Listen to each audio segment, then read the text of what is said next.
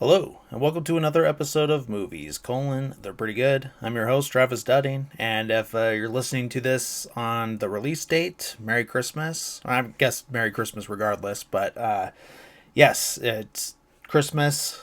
Wanted to do a Christmas movie, kind of went back and forth on which one to do, but ultimately landed on The Holdovers. It's a recent one, 2023. It was just so good. Like, probably I watched it because it was nominated for Oscars. It ultimately ended up winning Best Supporting Actress. I think that's the only one it won. But great movie though. It's so good. It's just Christmas or no not. It's a great movie, but it is nice to have like a modern classic Christmas movie. Because it's been a minute.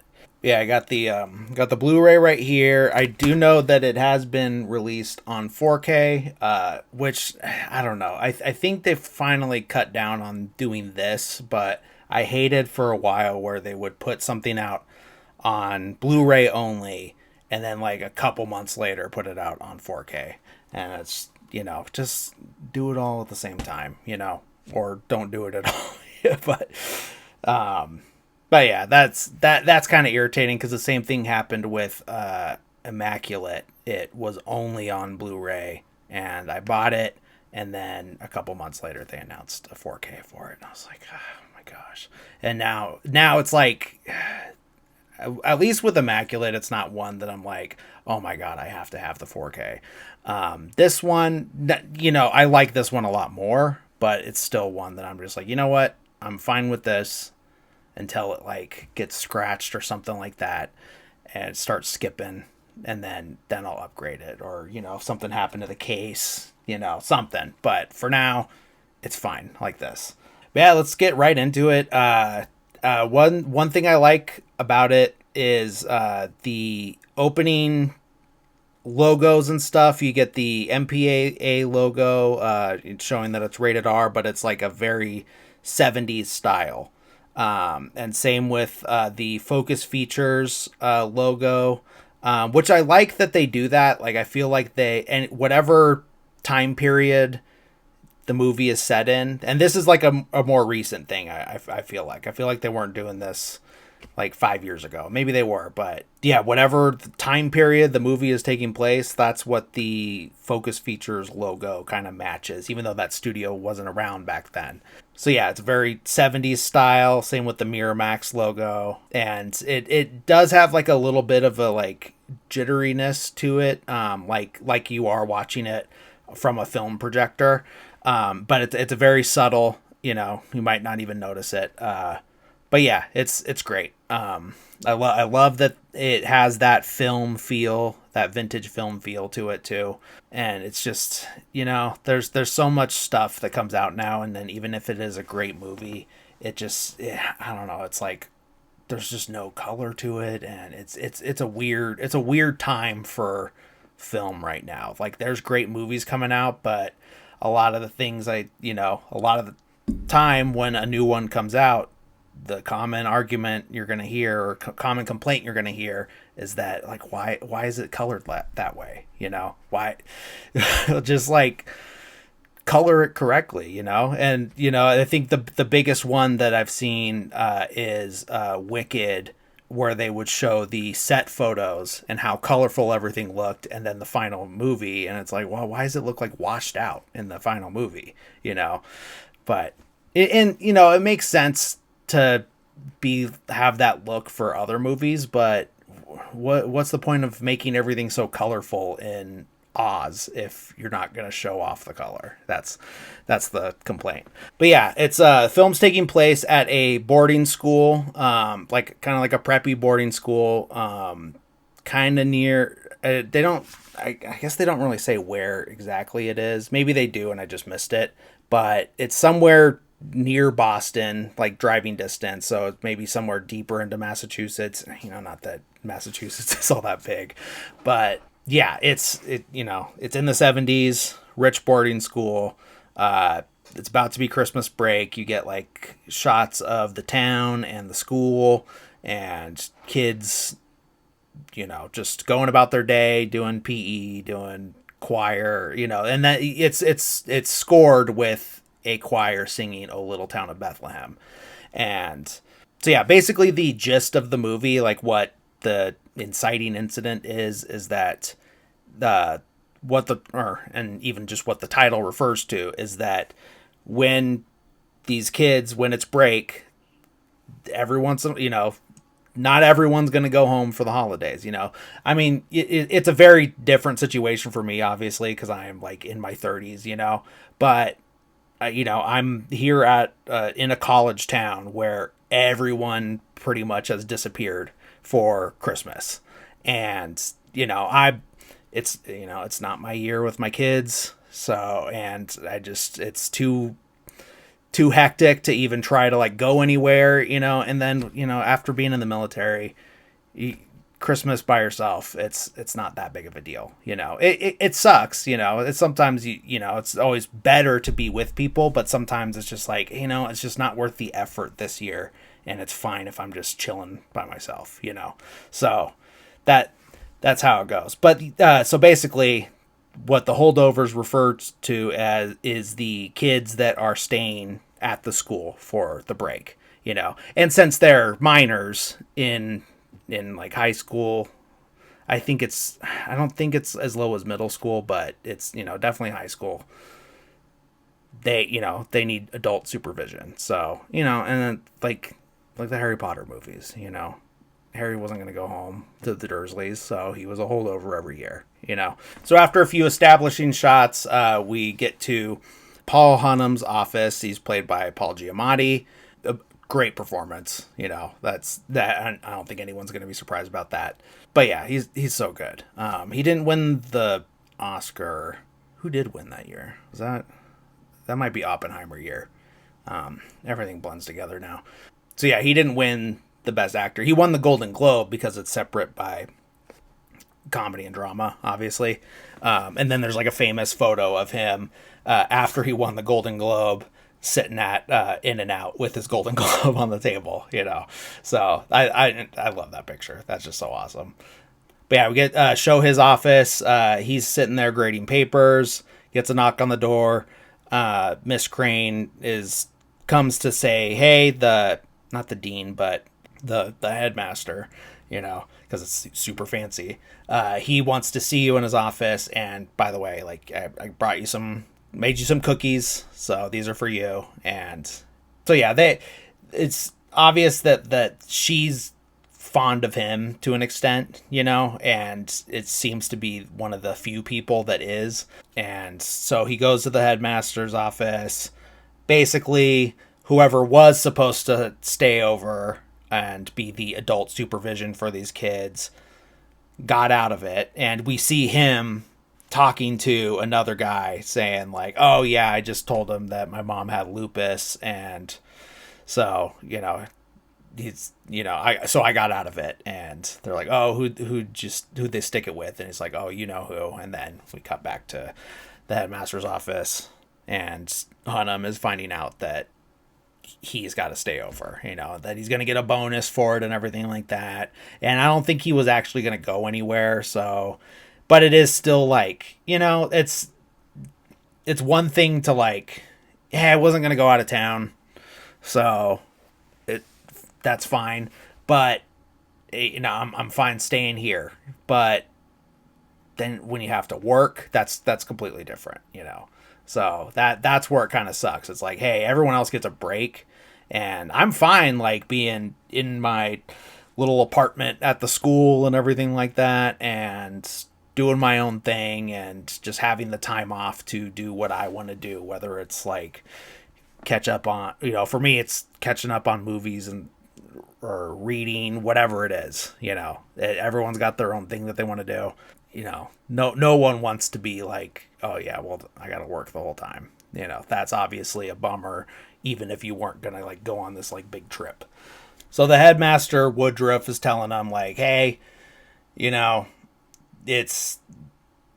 is break, so don't be like too strict on them or anything like that. Like, just like kind of ease up a little bit. And he's just like, no, like, why would I do that? They're rich kids, they've had it easy their whole life, and it's basically like oh, you owe me one because of the thing with the senator's kid. And he's like, this senator's kid was an idiot. I'm not going to pass him just because of who his dad is, So he's got some integrity in that, he's an equal opportunity asshole, basically, And he's like, no, I'm not going to just like give this kid a C+ or C-, whatever, so he can go to Yale just because of his dad's a senator, fuck that. And, so I do, even though like he's definitely goes a little too far in a lot of things in this movie, especially in the first half, because that's before he has the character development, obviously. But that is one thing I'm just like, yeah, you know what? Especially dealing with a lot of like stuck up, never had to do anything for themselves kids, like I currently do in college. Yeah, it's just annoying to see people get whatever they want without like having to go through any hardship or anything or any hard work. They didn't earn it. Now, granted, there's definitely some cases where there are professors or teachers or whatever that do overdo certain things, and it's like, I think it is like a good indicator when you have, all A's and then this like C or D or whatever, that's like, all right, then in that type of case, there's something, the problem is more with the educator than the educatee, I would say. It's obviously a case-by-case basis. All I'm saying is like, in this case, from what it sounds like, and I think it gets corroborated later, this kid was a total a-hole, and he deserved to not go to Yale. So it all worked out. So he goes back to his class because he's a I think ancient civilizations instructor. So he's teaching his class. He's handing out final exams for the semester that are graded. And basically, like, it's like C-, D, F, D+, D-, F, C-. So it's like mostly C- or lower. And then we see one that is above that range, and it's a B+ is the highest grade we see. And it gets handed to our other main character, and that is Angus Tully. I think Dominic Sessa is who plays him. I think this might be, if it's not his first role, it's definitely like one of the early ones. Not that I've seen him in a bunch of stuff, but I only bring that up just to say that like it's an incredible performance for being so early in someone's career. So we get an exchange from one of the kids. I forget the first name, but Kuntz, because he's one of the ones that's going to hold over. He's like, I can't fail this class. And Hunnam's like, don't sell yourself short. I think you can, which I think is a good line. So yeah, everyone's pretty upset about that. And he's like, all right, since everyone did so bad, let's do like a makeup exam after. But there's also, I'm not just going to give you the same material. There's going to be some new material too. So that way you're not just like getting like a free pass and then it's going to be like an average of the two exams, which it's not unreasonable, to be honest. But then he's like going to start a lecture, and this is basically their last class before they go to chapel, and then they get released to their parents. So Tully brings up a point, and he's like, hey, why would we learn new material? No one's going to be focused. Everyone's like pretty much on their way out already mentally. So, why learn anything new? And then I was like, all right, yeah, you make a good point. Let's not learn anything new, and those grades stand, and have fun on your, So basically lets them out early, cancels the makeup exam, and still makes them have to like study during the break, basically. And so everyone's mad at him, even though he was trying to do the right thing. He was just the only one brave enough to speak up, I guess, and probably the only one that would have moved the needle at all, even though it moved the wrong way. So we cut to chapel. I believe they're singing a hymn, but I don't remember. I didn't write down what they were singing. But we're seeing like memorial bricks of different like alumni that were, killed in action and stuff like that. Very common at a lot of schools, I think. We have one here. There's like a little park with and it's got like the different wars. So like the students from World War I, World War II. That's obviously the biggest chunk. Vietnam, and so yeah.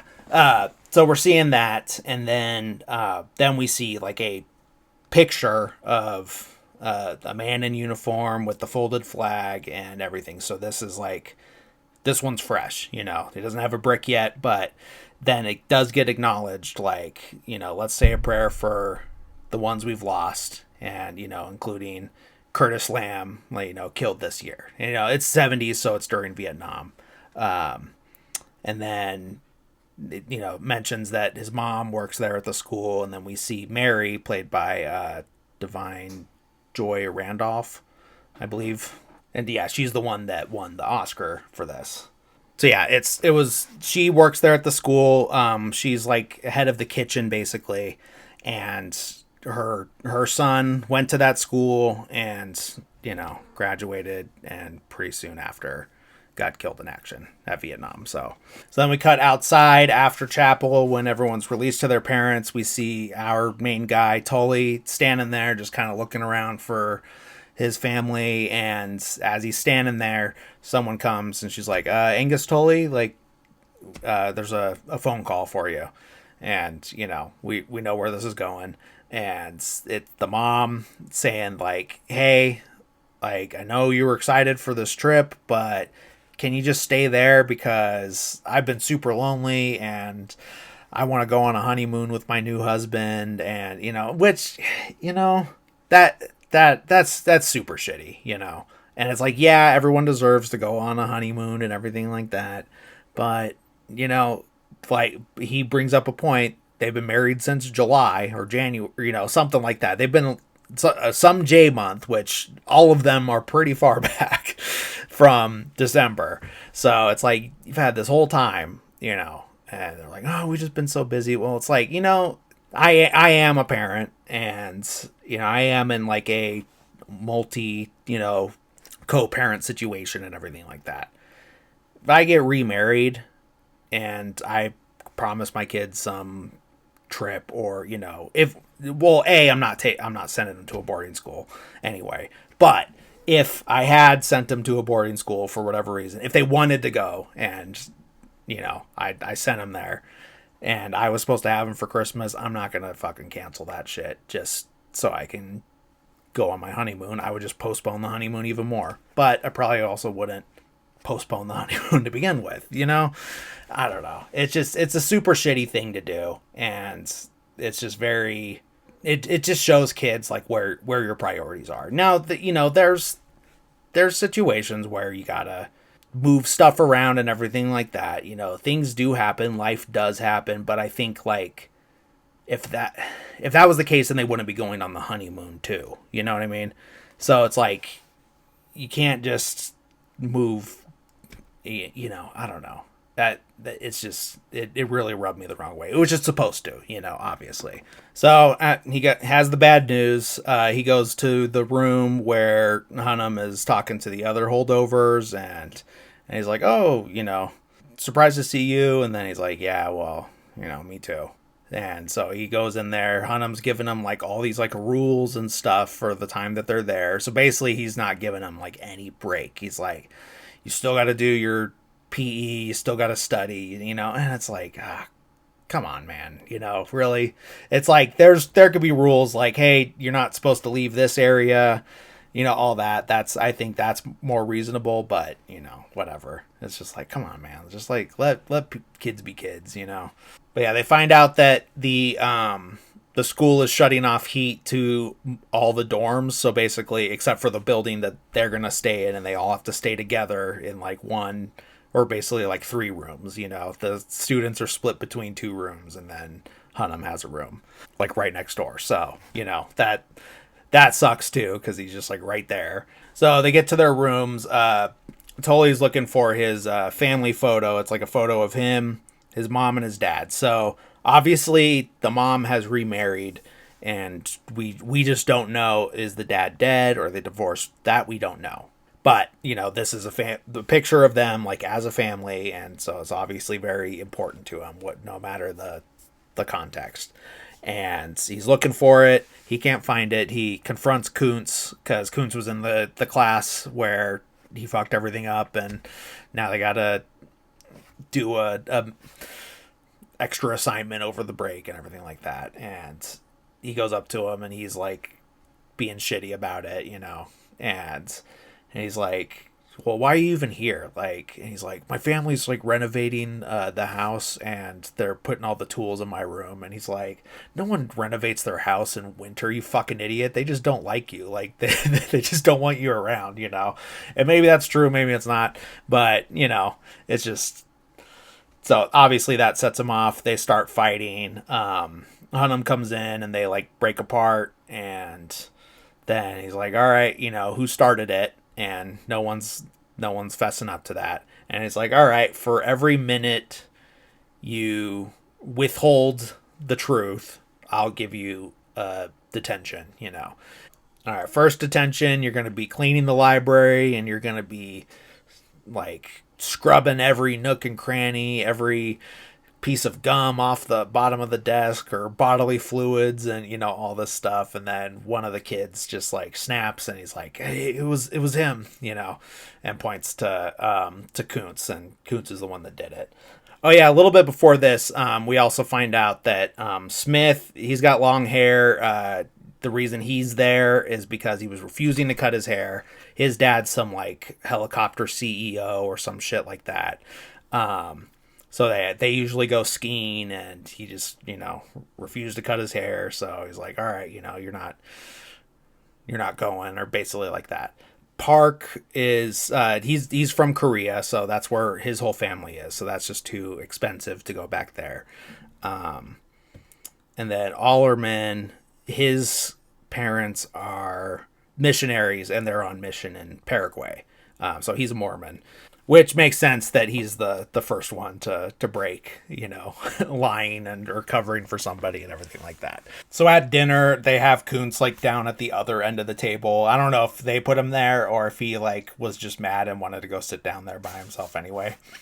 But during the dinner, he starts complaining that it's the same stuff we had for lunch, and it was shitty now, it was shitty then. It's like, like, they pay her to be here, like she should at least do a good job. And and then starts bringing up like how like, and then her son died, she's a bad cook, but then her son died, so now they can't fire her, and then this is where Hunnam just snaps, and he's like, you have no idea what this woman has been through.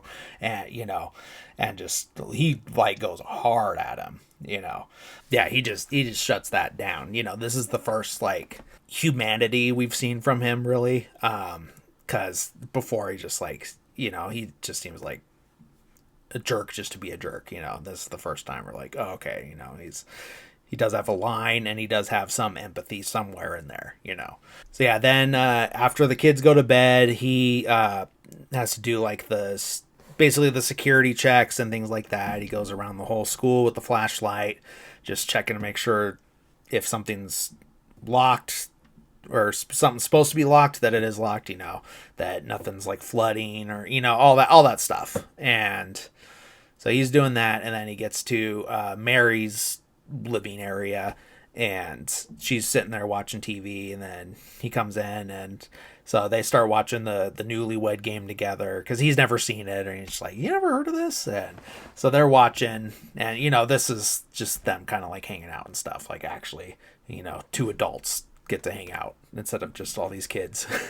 And then this is where like she reveals that she could hear everything that was going on, like she could hear everything from the kitchen, and she's like, like, yeah, that kid's an asshole, obviously, but when he says like, oh, they've had it everything handed them their whole lives. And she's like, you don't know that, did you have everything handed to you? And you went to the school, did you have everything handed to you? And then he's, that kind of makes him think a little bit, that you just don't know what they're going through, and you can make all the assumptions, and it could be true, but you just never know.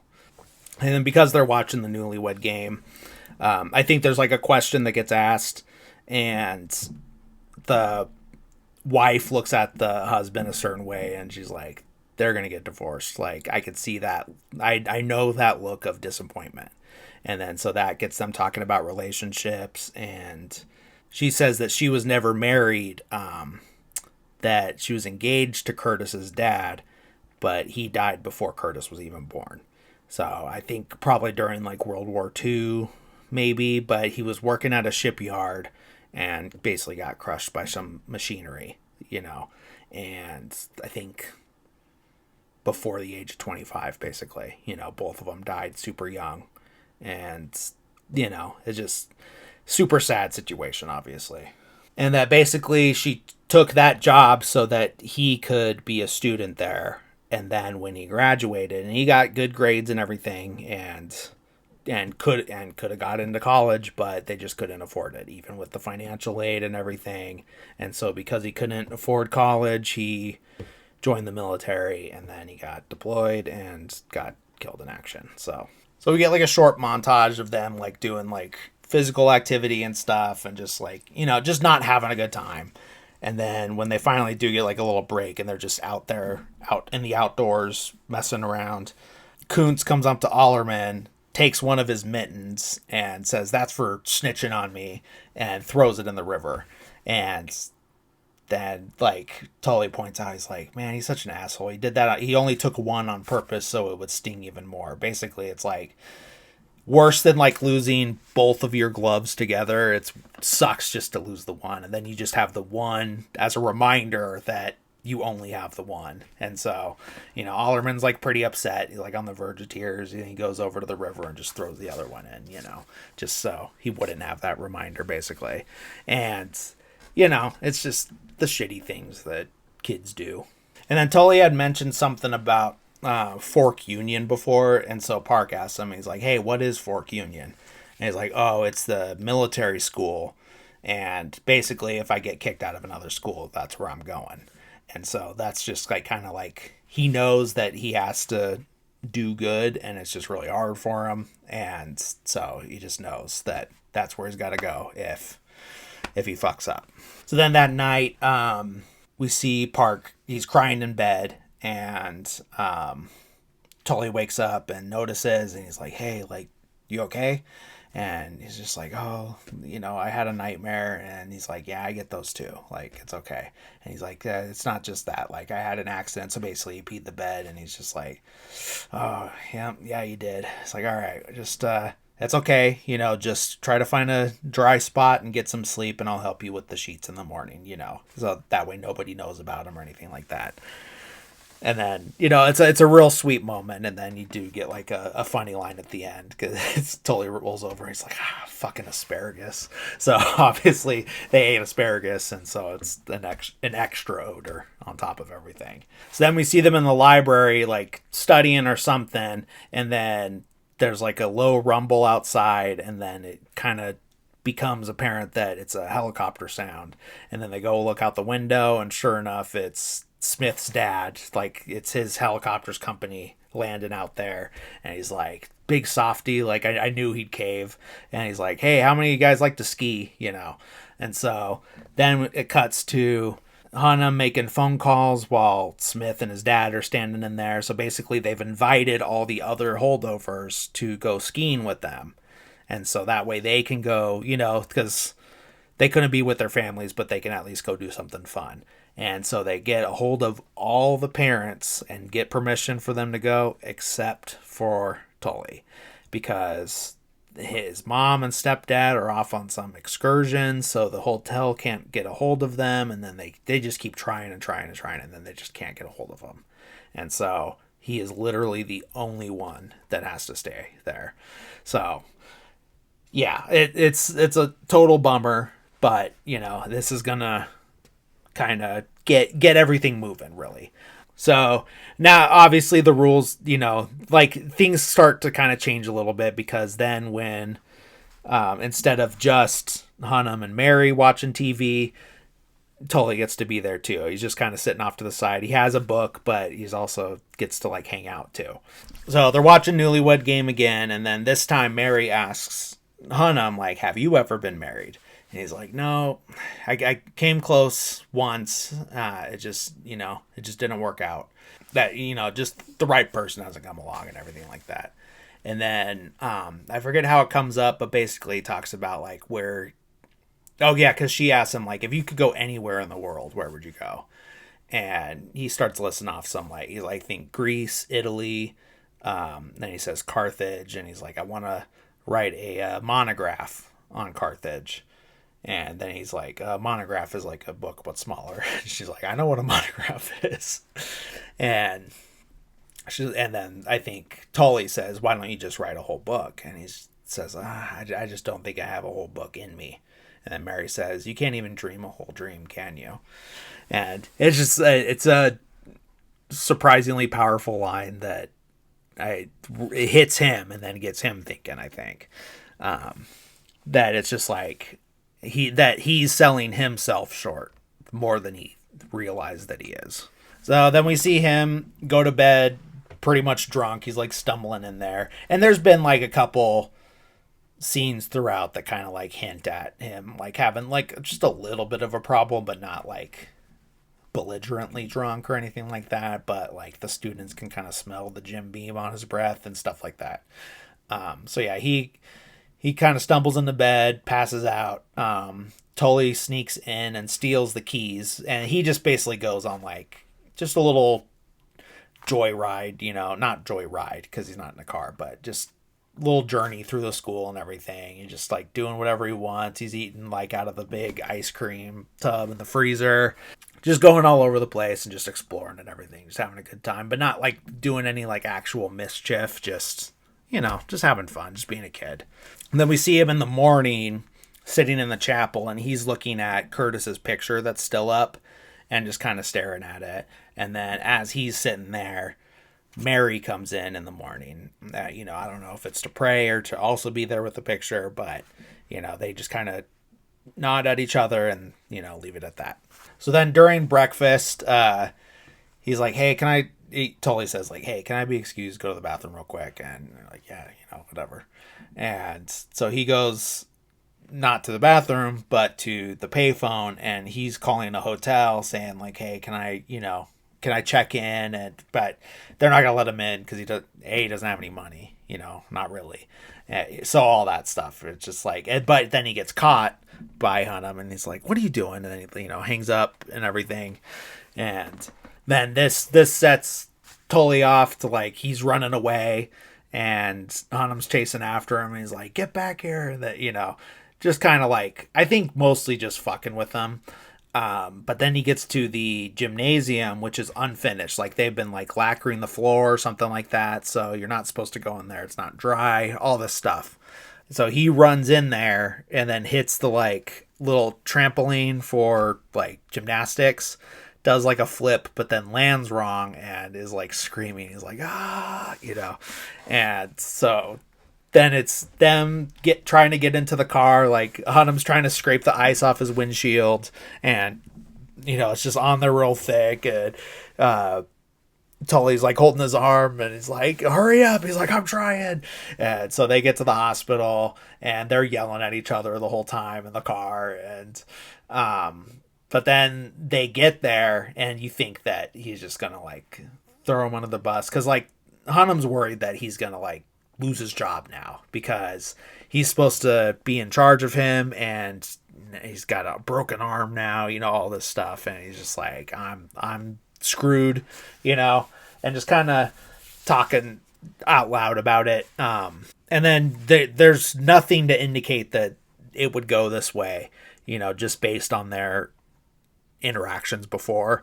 But then when the nurse comes and says like, hey, here's like the insurance form, Tully starts improvising. He's like, hey, is it okay if we skip the insurance? Because like ever since the divorce, like, if my mom finds out about this, then he's not going to then he's not going to be allowed to see me anymore. And, basically pretending that he's his dad and that there's like a divorce situation and that this is like the last straw, and I just really want to see my dad and I don't want, him to lose custody and all this stuff. And it works, and she's like, all right, can we just pay cash? And she's like, all right, that's fine. I understand. And so they get seen and it is just like a dislocated shoulder. They pop it back in, super painful and all that. And then I think it's while they're getting the meds from the pharmacy that they start talking. He's like, well, why'd you cover for me? He's like, why'd you lie? Cause, Barton kids don't lie. And he's like, I just did, I just didn't want you to get in trouble, that type of thing, And he's like, besides, now you owe me. And he's like, what are you talking about? Owe you, And so it basically just like, all I'm looking for is some kind of thank you. Like, let's just go, go out to eat, that type of thing. So they stop at like a local bar / restaurant. They're getting their food or deciding what they want to eat. And then here comes the waitress, and it's Miss Crane, the one that like brought him the cookies early on. So basically during winter break, this is her other job that she does. And so they get to talking and everything, and Tully tries to order a beer, and they're like, yeah, that's not going to happen. He's like, I don't know, like, what do you, what's your stance on Miller High Life is what she says. She's like, well, it is the champagne of beers. But then, still not going to like let him get one, and, ends up just ordering a Coke. But, so then when she walks away, Tully's like, you guys have some chemistry. And Autumn's like, no, we don't, He's like, no, you guys definitely do. So then he gets up to go to the bathroom, and I think he tries again to get a hotel, and I don't remember if he gets caught this time or not. But then he goes, it doesn't work out, obviously. And so then he's like in the bar area, and there's a guy playing pinball, and he walks up and puts a dime like on the thing, which is like the symbol for, hey, I get next game, that type of thing. And he's like, no, my buddy already called it. And he's like, well, that's not how it works. And he's like, just go use the other machine. He's like, I don't want that machine. I want this one. And then he's like, oh, man, you fucked me up, because then he loses the ball. And he's like, you fucked up my mojo or something. And then he's like, hey, it's your turn to the other guy at the bar. Other guy comes, and, he starts complaining, but then realizes, like, other guy is a vet with no hand. And, he's got like one of those like claw things on there. And so he comes, and then they start kind of arguing, but he's also trying to like diffuse the situation. He's like trying to like also, find a compromise. And he's like, hey, like, let's do, I could be this, I only have the one arm because the other one's in the sling. So you could be my left arm. And he's like, what the fuck did you, so then starts getting more out of hand. And then he kind of leaves and goes to the table, and he's like, hey, we gotta go, and then those guys follow and are still giving him shit.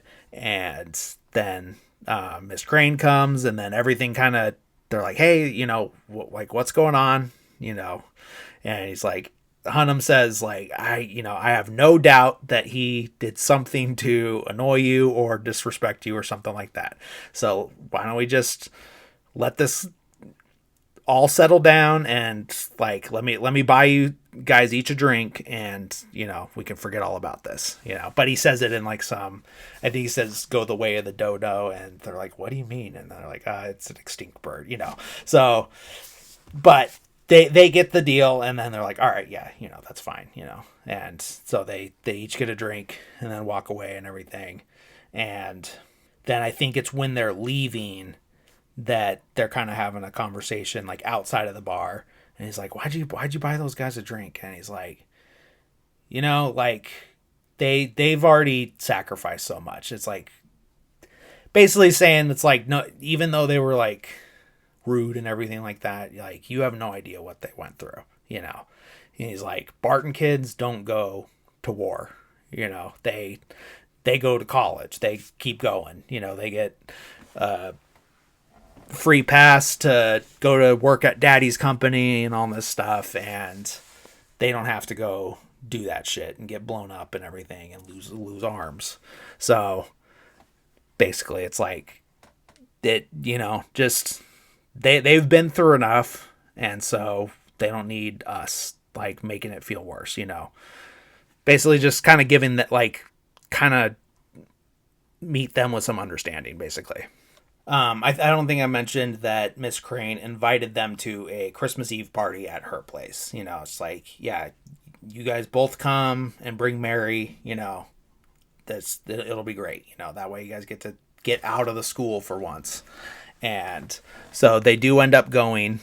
Tully does have a conversation with Hunnam. He's like, you do know that, like, you smell, right?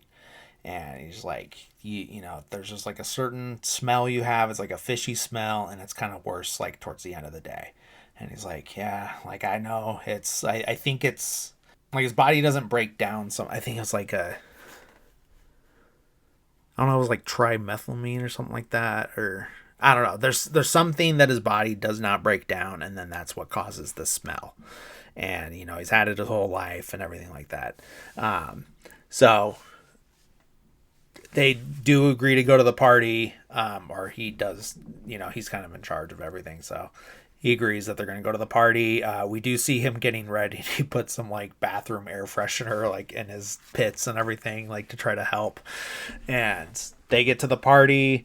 Mary baked some brownies and brought them, and then Tully gets introduced to her niece Elise, and then he makes some like, niece Elise, like, great.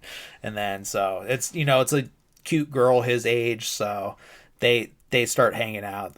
She takes him down to the basement where the kids are like doing arts and crafts and stuff like that, and then Mary takes the brownies to the kitchen, and I think she's kind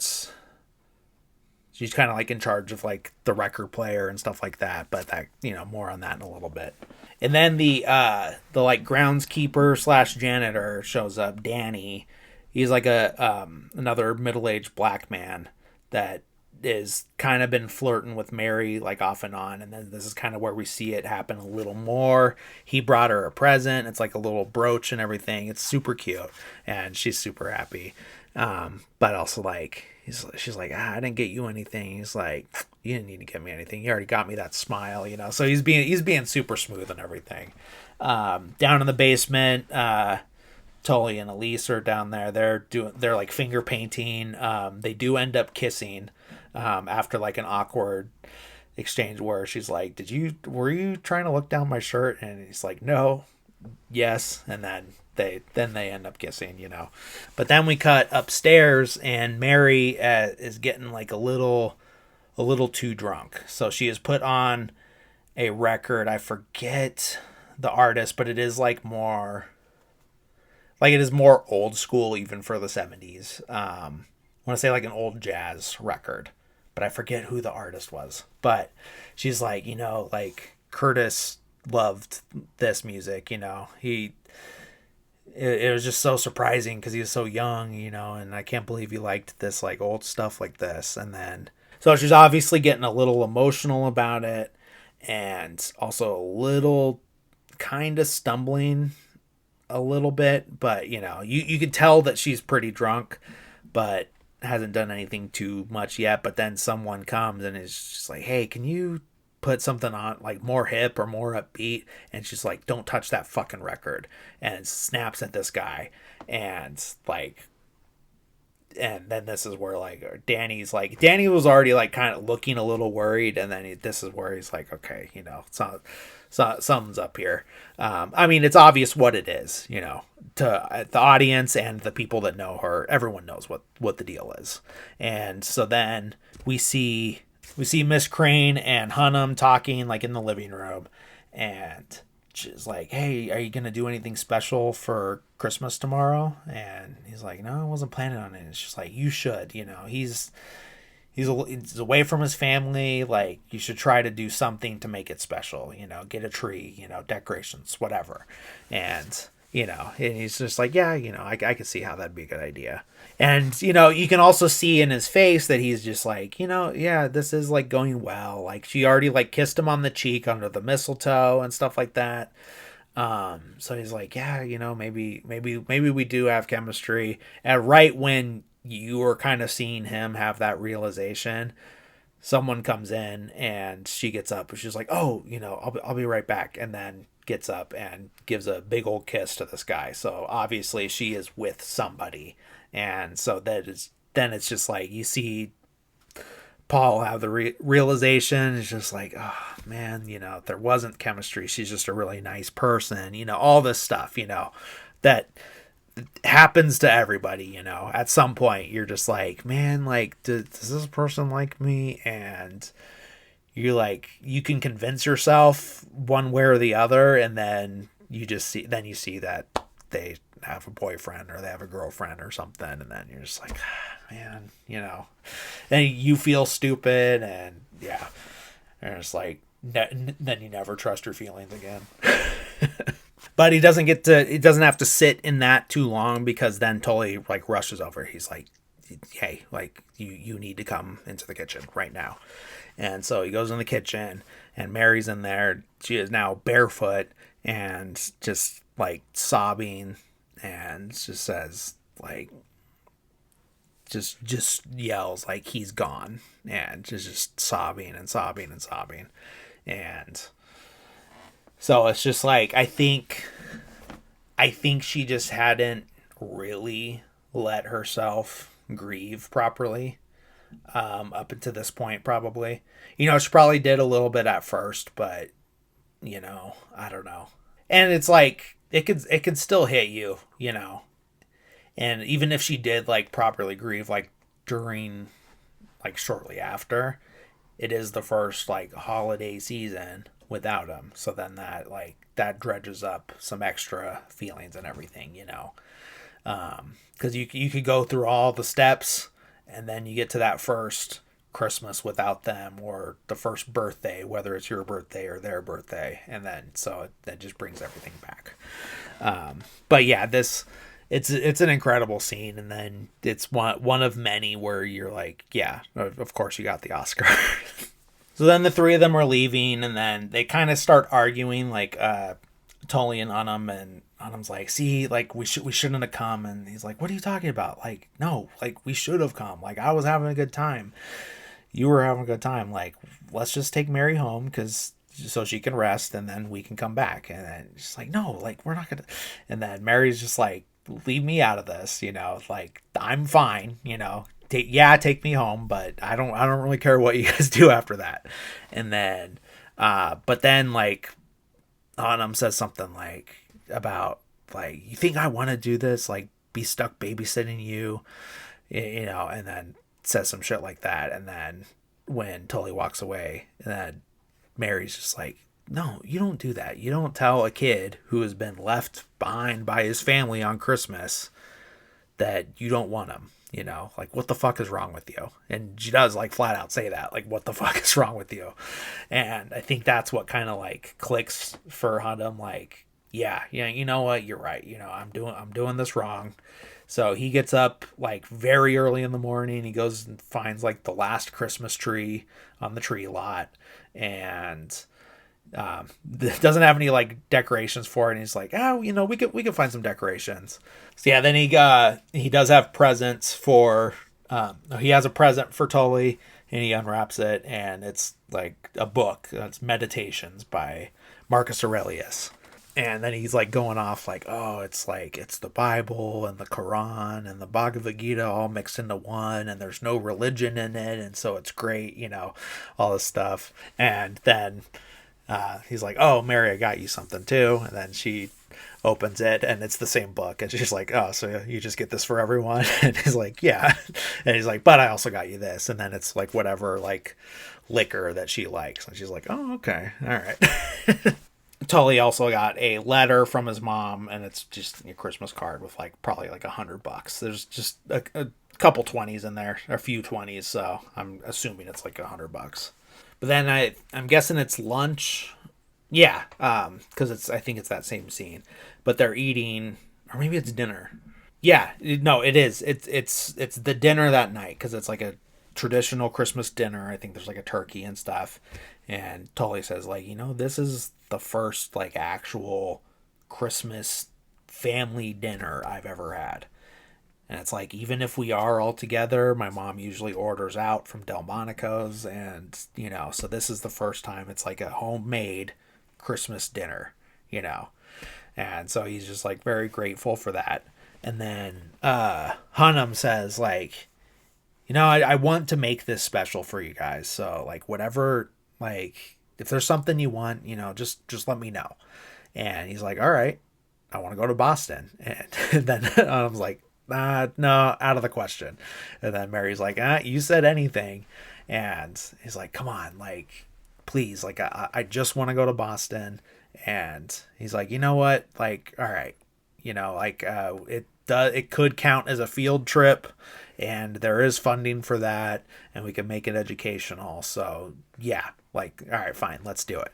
And then so he's like, all right, yeah, I'm gonna go pack. And so he goes and packs. And then Mary's coming too, but she's not gonna be with them because her sister lives near Boston.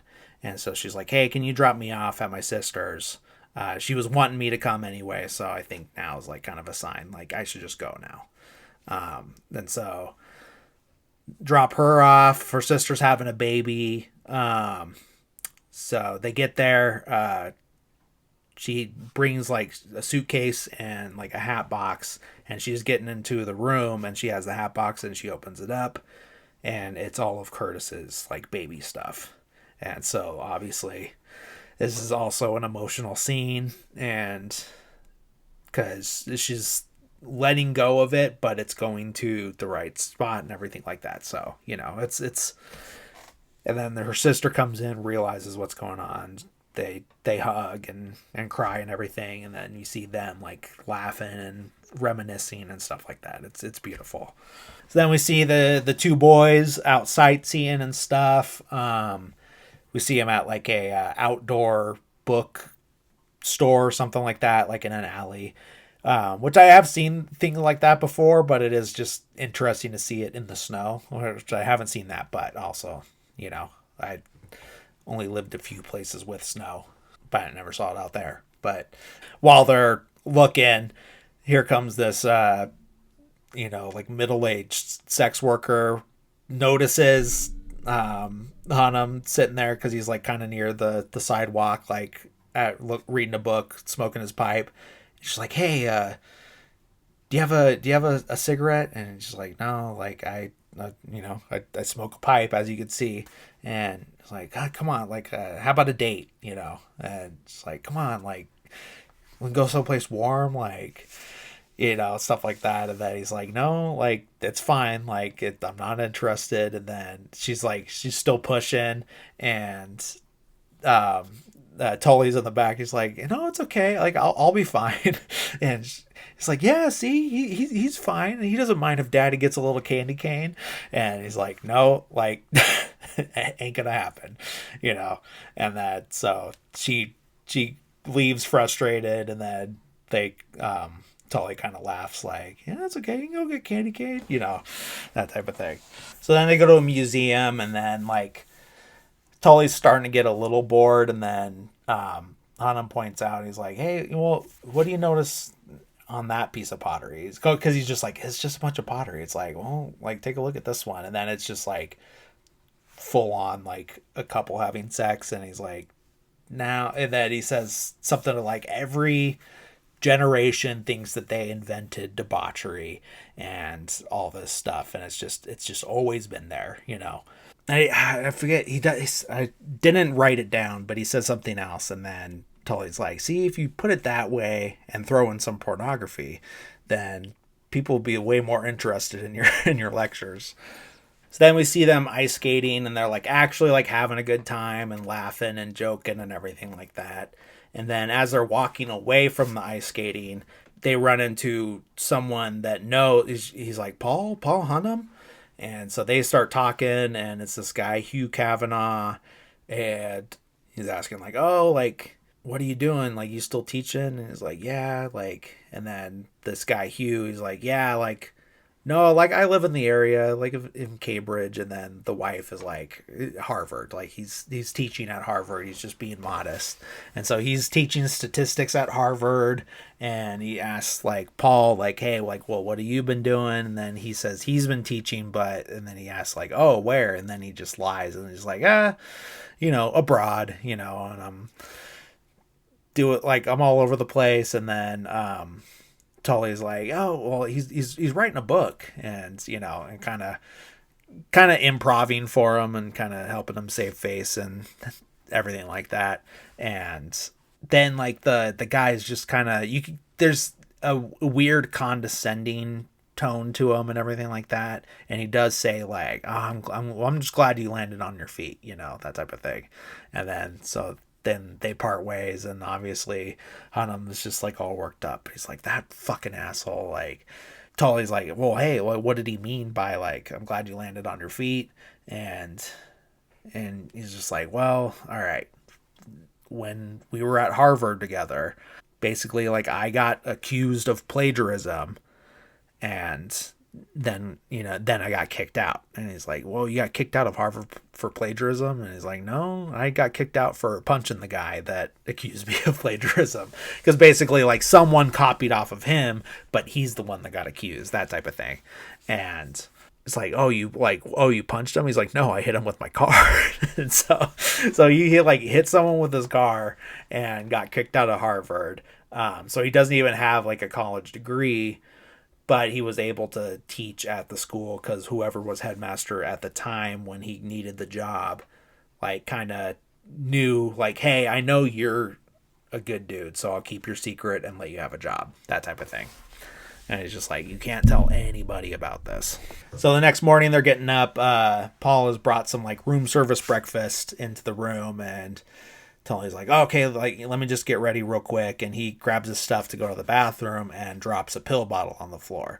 And then Paul picks it up and looks at it, and he's like, oh, what's this? And he's like, oh, these are just, like, my vitamins, and, like, for low energy. And he's like, Librium? You mean for depression? And he's like, yeah, it kind of just changes the subject. And he's like, oh, how do you know I like rye toast? And then goes into the bathroom. And then we see Paul go to his night bag and pull out a medicine bottle, and he's taking the same thing. He's taking the same antidepressant, basically. So we get another montage of them walking around the city and doing some sightseeing and stuff, having a good time. We see him at a bowling alley. It's not 10-pin bowling. It's like I forget what it's called, but it's like with the smaller ball that's like that big. But yeah, I forget what that kind is called. I've never done it or seen it in the wild before, but that's what they're doing. And then he asks Paul, or Tully asks Paul, is like, well, what? Because Paul has this, like, thing with his eyes where, like, one will be going off one direction and one in the other. And so it's like, it's a little different than a lazy eye because it's like, it changes up, like, what's going what way. So it's not, like, obvious, like, oh, like, your left eye is a lazy eye. It's a little more like, looks more like they're going, like, the opposite way all the time. But so Tully asks him, he's like, hey, like, I've been meaning to ask you, like, which eye should I be looking at? Because sometimes I think it's your right eye, but then I think I'm wrong, and it seems more like it's your left eye. And he's like, I don't know, like, I'm not going to tell you, that type of thing. And they head to the movie theater, and they're seeing Little Big Man, which I saw, like, way back, I forget when. But classic movie, Dustin Hoffman. So they're watching that, and then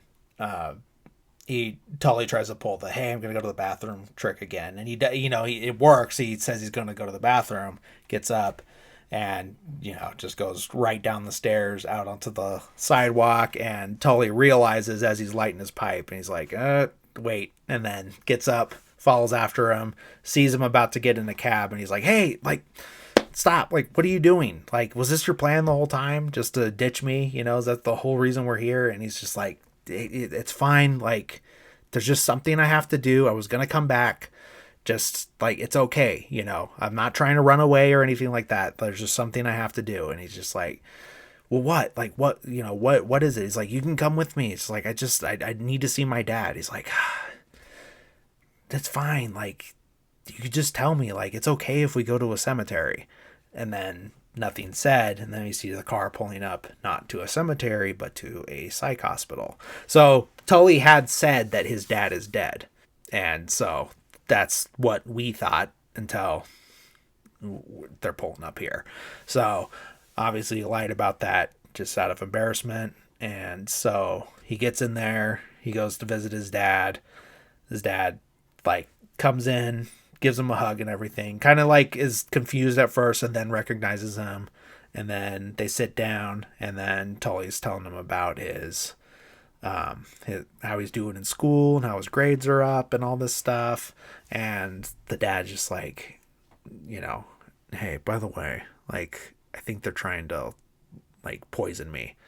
And so you could just see in Tully's face that it's like, oh, man, like, he's not any better. That this is probably why he got in there, is that this like paranoia or something like that. And then he does explain they're at like a dinner, and he's talking about like, it was about 4 years ago, like, he used to be completely normal, and then all of a sudden about 4 years ago he just started getting like super paranoid about a bunch of stuff that like wasn't actually going on. And then they put him on some medicine, and then the medicine just made him like, it just made everything worse, and then eventually made him violent, and then he got physical, and and so once that happened, then they put him away. And then my mom divorced him, and which is fucked up because he didn't even know. He doesn't even know what's going on. So there's like a weird ethical thing, but it's also like understandable too. So it's a weird situation, obviously. And then he's just like saying, it's like, it's just like, I'm just always scared that I'm just gonna end up like him. And then Paul's house is like, you were not your dad. It's like, you're not, like, no one is their dad. It's like, and I thought that for years, and I'm not my dad. And it's just like, you are so smart, and you're all these different things, and it's just, that's just not how it is. Like, we're not our fathers. Like, you have so much potential and all this stuff, just like really talks him up and everything like that. And just, it's a real sweet moment.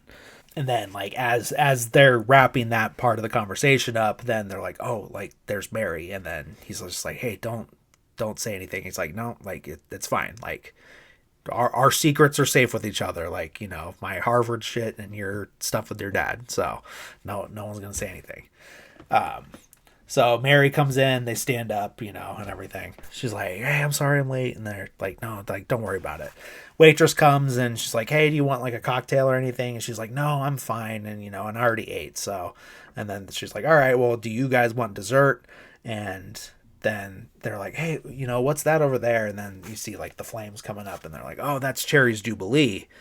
And they're like, oh yeah, can we get that? And then she's like, sorry, it's got brandy in it. And then everyone's like, well, especially Mary, who is a cook, she's like, doesn't the alcohol burn off? And she's like, yeah, but rules are rules, that type of thing. And they're like, all right. And then Paul's like, well, I'll order it, And then she's like, I still can't let you do that. Like, it's gonna, and then he's just like, well, that's, I think he does full on say, like, that's fucking stupid, like, what, like, why? And then so she's getting like worked up a little bit, and then they're finally like, all right, can we get some ice cream and some cherries to go?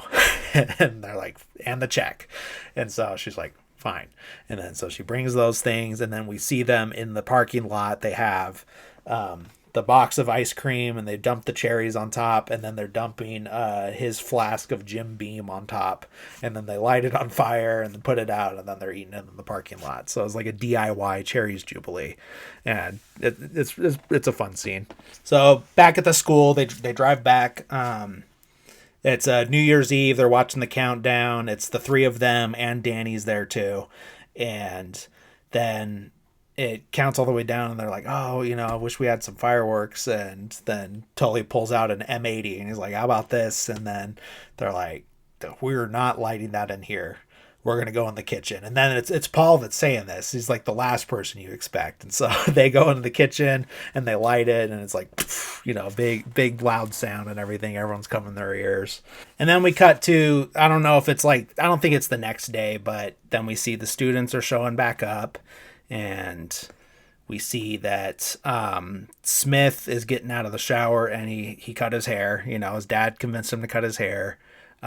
Kuntz is like completely sunburnt except for like the part where the ski goggles go, and then we see a car pull up, and we don't know for sure, but we can kind of get, oh no, we do know because of the picture, so we know that it's Tully's mom and stepdad, because we know what the dad's deal is now. So we just see them get out of the car at the school, and so something's up. So then, kind of mirroring that early scene, we see Hunnam in his office. He gets a knock on the door. It's Miss Crane, and she's like, "Oh, welcome back from break and everything. It was so nice." And then he's like, "Oh, like I forgot to thank you for inviting us to the party." She's like, "Oh, it's nothing. But Woodruff wants to see you in his office." And he's like, "Oh, okay." And so he gets up and he's following her to the headmaster's office, and right before he gets to the door, he notices that Tully is sitting off to the side looking worried.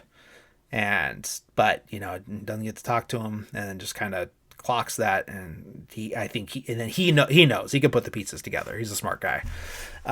He gets in there, and then the mom is like, oh yeah, so he gets in there, and the headmaster's like, this is Mr. and Mrs. I think Klotfelter or something is their last name, and this is Angus Tully's mom and dad. And then the stepdad's like, stepdad. Like, okay, then he's a shitty guy if he's making that correction. And then so they're like, all right, we know you took him to Boston because the orderlies at the hospital found this snow globe, and basically like Tully had given his dad a snow globe as a gift, and then in a fit of whatever, he tried to attack one of the orderlies with it, because he thought that he was getting better because he got visited, which that's kind of shitty, like, to put on him. And it's like, why are you like not letting him see his dad? It's that I think that's kind of the wrong thing, because that's, I don't know. It's whatever. I'm not a mental health expert, so don't listen to me on that. There's a plenty of reasons why they're like the mom and stepdad are super shitty people, but that's beside the point. Then they cut back outside, and then you see Mary. Miss Crane brings Mary over there too, and probably just like as another witness to everything that happened. And she goes and sits down next to Tully and just holds his hand. I don't even think they say anything to each other. So yeah, they then we cut back inside, and Hunnam just is like, oh yeah, because the mom's like, I don't know, like, I know he can be very manipulative, and I don't know what he said to you to convince you to go and anything like that. And he's like it was my idea, it was, everything was my idea. Like, I had to convince him to do it and everything like that. He just takes full responsibility because he knows what's going to happen. And I think even the stepdad says that, like, they want to pull him out and take him to the Fork Union, the military academy, and everything like that. And I'm just like, nope, it was all me, And then I think they're not fully convinced in that, because then they start talking and everything like that. And that, maybe they are, but then like, what, like, why would you meddle in this? Like, this is a family matter and all this stuff. And he's like, frankly, I don't give a shit, And then he's like, I don't, And it's like, we couldn't reach you. He was the only one here, and you were unreachable. And I thought that he should be with family on Christmas, and just like I did this because you fucking suck as a parent, that type of thing. And just, he's just like, no, like God forbid a kid be with his dad on Christmas, So, he takes the full responsibility. Then he gets like, then he starts saying like, hey, he is such a smart kid. Like he is like maybe brilliant, maybe not, but he is a smart kid. And if you pull him out, it is nothing but detrimental to him. Like both academically, mentally, everything, He is a good kid, and yeah, he's a pain in the ass sometimes, but he is a good kid, and he needs to be here. He needs to stay here, because if you take him out, it's going to do is ruin him. So then he gets escorted out of the office by Woodruff, the headmaster, and then he's just like, you did this to yourself. And he's like, Woodruff, you, like, he says, like, I've been wanting to tell you this for a long time. And he's just like, you are penis cancer in human form. and it's just like, basically just a big old fuck you to him. And then gets the door closed on him, and then looks over at Mary and Tully sitting over there. And you could see the tears in his eyes, and he just points at his right eye, and he's like, it's this one, and then leaves it at that, walks away. We see him pack in his office. Mary comes in, brings him a gift, and it's an empty book for his monograph. And and oh wait, no, first she says is like, well, what are you gonna do, or where are you going? And he's like, well, like, I'm gonna stop at a friend's house to like drop some stuff off, kind of keep it there in his garage, like that type of thing. And then I think I'm gonna go, I think I'll maybe start in Carthage. And then she says, I was hoping you'd say that. And then she gives him the book, and she's like, this is for your monograph. And he's like, oh, there's a little more pages in here. And she's like, I think you could do it, Basically, I think you could do a whole book. Don't sell yourself short. And she says that that she's keeping her job, and she's like, I need this job. And but she says that she's going to save for college for her sister's baby. And then he's like, oh, like how is she doing? And she's like, she's good. And then she says if it's going to be a boy, then the middle name's going to be Curtis. And so, yeah. So then we see him putting stuff into the back of a U-Haul. He's got a U-Haul hooked up to his little car, and he's putting the finishing things. He closes it up, and then Tully comes to say goodbye to him. And it's like it's a very nice thing. He's like, all I know is that I didn't get kicked out and you got fired. So, and like, I don't know what you said to them, but thank you, that type of thing. Hunnam just tells him, it's just like, keep your chin up, and like you could do this, and then he's like, I was going to say the same thing to you. And then they give a handshake, and like they both are tears in their eyes and everything, and it's just, oh man, it's so good. But yeah, and then so they say their goodbyes, and then the bell rings, and he's like, it's PE, I can skip it. But he's like, I'm not going to. And so they say their goodbyes. He does just say see ya, and then he says he says it back, see ya, as he's running away. And then gets in the car, starts driving off, gets to like a fork in the road, and unzips his like backpack, and we see the bottle of like a super expensive cognac that was in Woodruff's office that he was like showing off earlier, like in the beginning of the movie. And we see that he stole that from his office. He pulls it out, takes the cork out, takes a swig, but then he just like uses his mouthwash, spits it out on the road, and then drives off in his U-Haul. And then we get the credits. So yeah, that's the Holdovers. Great movie. I don't think I said at the beginning, directed by Alexander Payne. He also did The Descendants, was the other one that I saw that I really liked. He's done some other stuff too, but that's like the one that probably his biggest other one besides this. I think this is probably now his biggest movie. But yeah, good movie. So sweet, so nice to look at. great performances, everything about it's so good. But yeah, thank you guys for listening and watching.